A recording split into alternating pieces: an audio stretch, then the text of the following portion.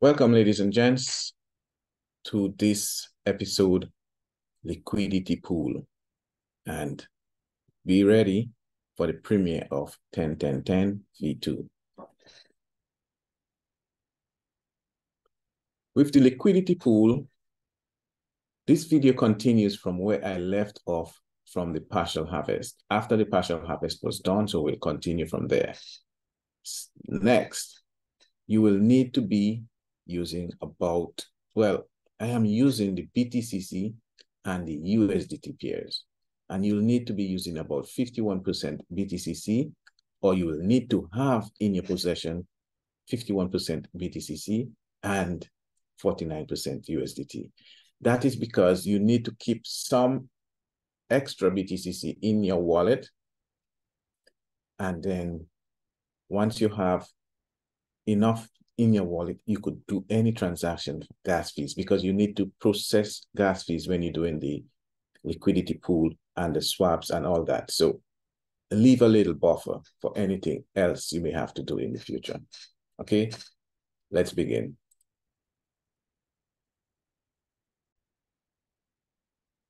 Here we are, ladies and gents. This is the account in question. I did my partial harvest. My B fuel went down. I have some USDT here. I have my BTCC. So let's take a look at the account in question. Okay, you could see let me get my annotations so I could point out to you much better. You could see the amount went down here and there. Okay. This went down and this here went down, which is the mined BTCC net worth went down. The my mined BTCC went down.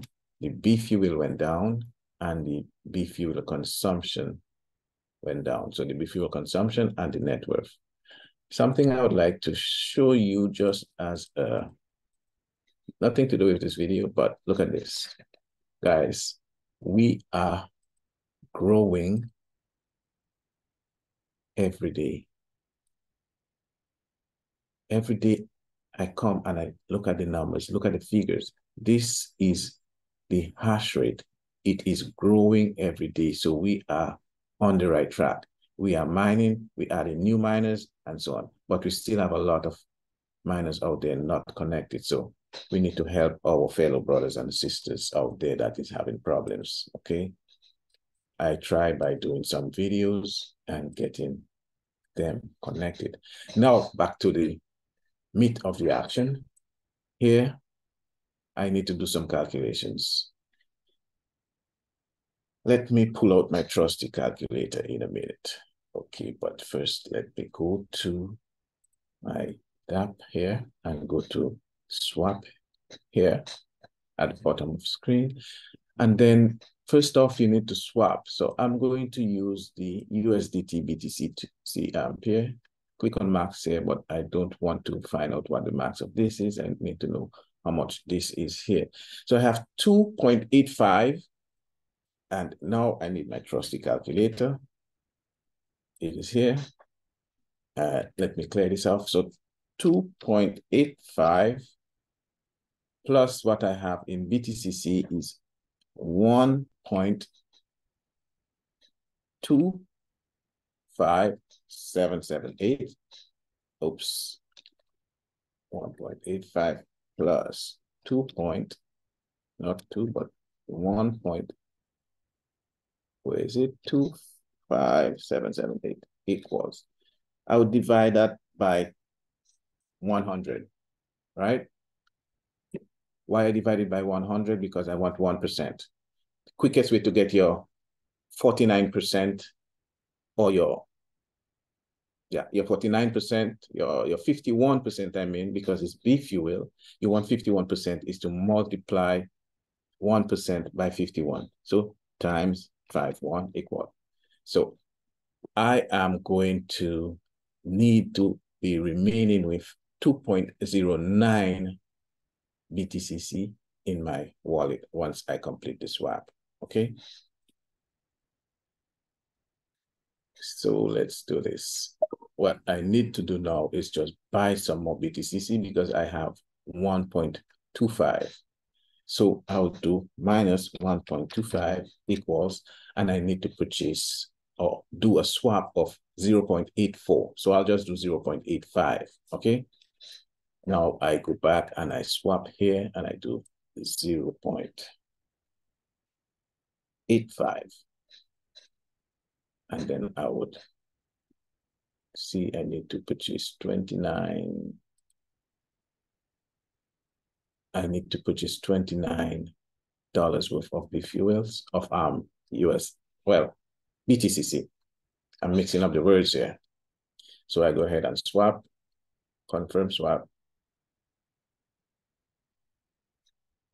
Confirmation comes up. You go ahead and click confirm, then close this. The transaction is pending. You could see it in blue on the top right-hand side. Once that is complete, we could see completed. Okay, so now I have $69 and I have 2.1 BTCC. Okay, so I go ahead and go to the pool here. You could see I already have a little bit of liquidity pool. It's 0% because it's negligible. It's very small. So I go back to add liquidity, or I could maybe just click on add right here to the same pool that I already have. I click max on USDT, and then you'll see the amount, because I did the math before and do 49% of USDT, 51% of BTCC, it leaves 0.1 or point something inside there for me for my transactions. Okay, so 2.01, and here you could see 2.10. Okay, so it will leave a little bit after I have done my transaction. So I go ahead and click supply, confirm, scroll down a bit, confirm, close. Pending transaction, top right-hand side. Once that is complete, you could proceed.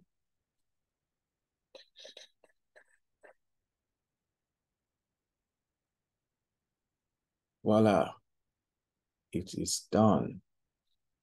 Now I click the back arrow, and then I click on my liquidity pool. I could see it was increased. Now I have 2.89 BTCCs in there, and that is $100. So what this is essentially is like a balancing scale. If technically this is trading automated, if the price of BTCC goes up, your BTCC amount will reduce because you will be selling some and putting it in USDT. If your USDT price, or if the BTCC price should drop below the value of your USDT, then the USDT will purchase back some of the BTCC, and it will go like that, up and down, and giving you a little bit of what the any transactions that happen, you will get a little bit. I only have 0.01% here, so it's going to be negligible. You wouldn't see it moving, but for people who has big liquidities in the system, they would be able to see it move whenever someone does a transaction or someone does a swap. They get a percentage of that, and that is what the liquidity pool is. You get paid for leaving your idle money in the liquidity pool versus leaving it in the wallet. So advice to everyone, not financial advice, just some advice on how I go about doing things here. If you have any spare funds in your wallet, put it in the liquidity pool, okay? So if I go back to MetaMask, you will see I have some BFuel and some BTCC, okay? Everything else was placed in the liquidity pool. And ladies and gents, this is the end of the video. Thank you, ladies and gents, again, and I will see you in the next video.